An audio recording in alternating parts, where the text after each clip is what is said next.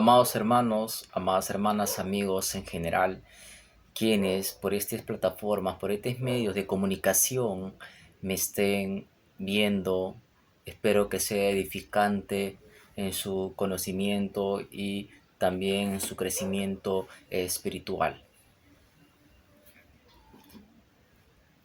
Estamos en el estudio de Cristología, que se trata del estudio de Jesús, su persona, su obra.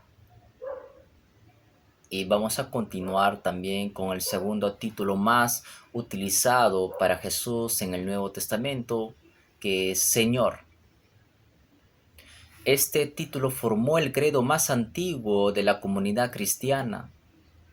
Lesos o Kyrios.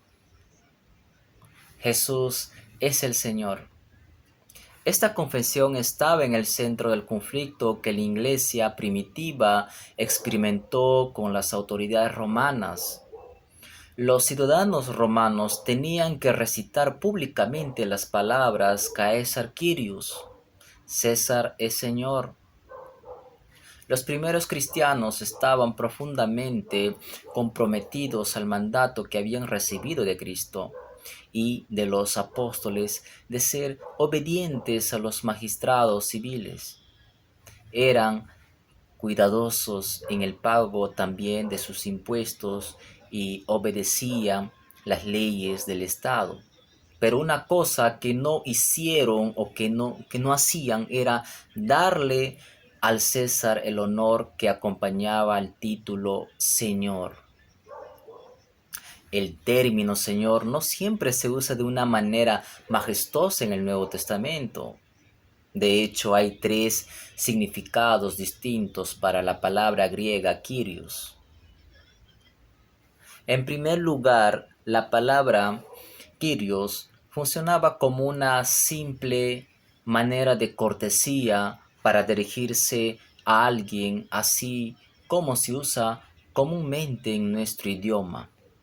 Cuando leemos el Nuevo Testamento y observamos que hay gente que encuentra a Jesús por primera vez y se dirige a Él como Señor.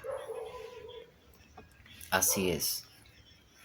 No debemos concluir inmediatamente que tenían un entendimiento profundo de plena medida de majestad de Cristo. Simplemente estarían dirigiéndose a Jesús de manera amable.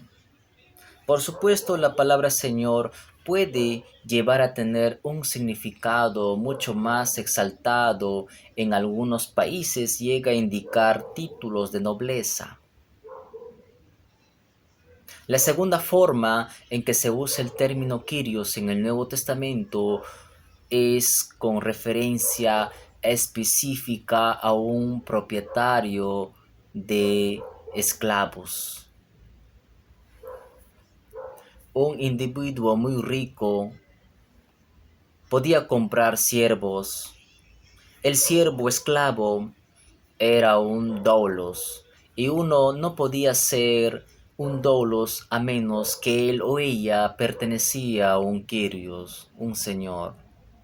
Así, el término señor se usa para referirse a uno que poseía esclavos.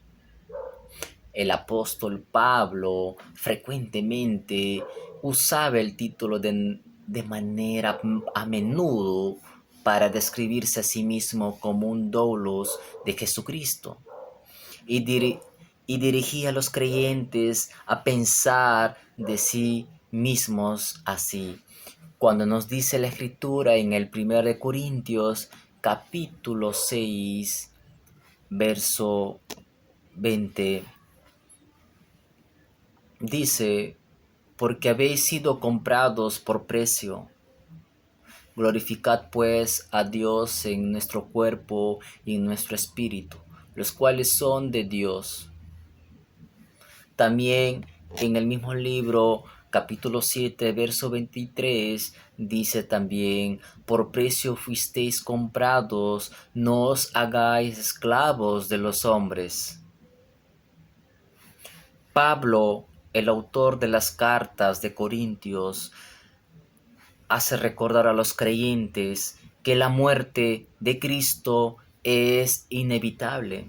Nosotros ya no nos pertenecemos, más bien perteneces o pertenecemos en cuerpo y alma al Divino Redentor, nuestro Señor Jesús, quien se entregó a sí mismo por nosotros. Cuando confesamos que Jesús es el Señor, entendemos que Cristo nos compró por expiación y por lo tanto le pertenecemos. Somos su posesión. La tercera y más elevada manera en que se usa el término Kyrios en el Nuevo Testamento es el uso imperial. Por ejemplo, es aquel que el César procuraba aplicarse a sí mismo y que los cristianos se negaban a darle. Por supuesto, hay quien pueda verbalizar el título de forma falsa, fingiendo el uso imperial, por lo cual Jesús dijo también en el libro de Mateo capítulo 15, verso 8, este pueblo me honra de labios, pero su corazón está lejos de mí. Sin embargo, el Nuevo Testamento nos dice también en Primera de Corintios capítulo 12, verso 3,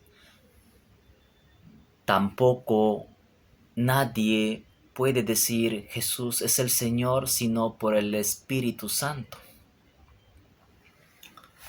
Esto puede parecer que contradice lo que Jesús dijo al final del Sermón del Monte, en Mateo capítulo 7, verso 21 al 23. Lo que nos dice de esta manera, no todo el que me dice, Señor, Señor, entrará en el reino de los cielos, sino el que hace la voluntad de mi Padre que está en los cielos. Muchos me dirán en aquel día, Señor, Señor, ¿no profetizamos en tu nombre? ¿En tu nombre no echamos demonios? ¿En tu nombre no hicimos muchas obras poderosas? Entonces Jesús les dirá esto, yo les declararé, nunca les he conocido, apártanse de mí, obradores de maldad. ¿Por qué dicen entonces las Escrituras que nadie puede llamar a Jesús Señor, sino por el Espíritu Santo? Es una pregunta. Algunos dicen que esa declaración es elíptica. En otras palabras, lo que está omitido y debe insertarse es que nadie puede llamar sinceramente a Jesús Señor, a menos que haya recibido la capacidad de hacerlo por el Espíritu Santo. Otros creen que puede hacer referencia a la persecución que algunos experimentaban por declarar públicamente su fe en el señorío de Cristo. En cualquier caso, la importancia real del título Señor se encuentra en lo que traduce del Antiguo Testamento, así como Cristo tiene muchos títulos en el Nuevo Testamento. Dios tiene muchos títulos en el Antiguo Testamento. Su nombre en el Antiguo Testamento es Yahvé, que se traduce como Señor. Así está también indicado en las Escrituras. Con letras mayúsculas, cuando vemos la palabra Señor sin esas letras mayúsculas es porque está traduciendo otra palabra hebrea, Adonai, que era el título más alto utilizado por el pueblo hebreo para referirse a Dios en el Antiguo Testamento. El término Adonai tiene que ver con la soberanía absoluta de Dios sobre toda su creación. Un ejemplo de estos Dos términos se puede encontrar en el Salmo 8.1 cuando dice la escritura de esta manera: oh Señor, Yahvé, Señor, Adonai, nuestro cuán glorioso es tu nombre en toda la tierra, que has desplegado tu gloria sobre los cielos. El nombre, sobre todo nombre, es de hecho el título que Dios da a Jesús, el título que está sobre todo título. Señor. Él es Señor. Kyrios. Él es Adonai, para la gloria de Dios el Padre. En el siguiente video también daré un discurso por estas plataformas ya sobre Hijo del Hombre. El tercer título más utilizado también para Jesús en el Nuevo Testamento es Hijo de Hombre. Gracia y paz con todos ustedes, amados hermanos.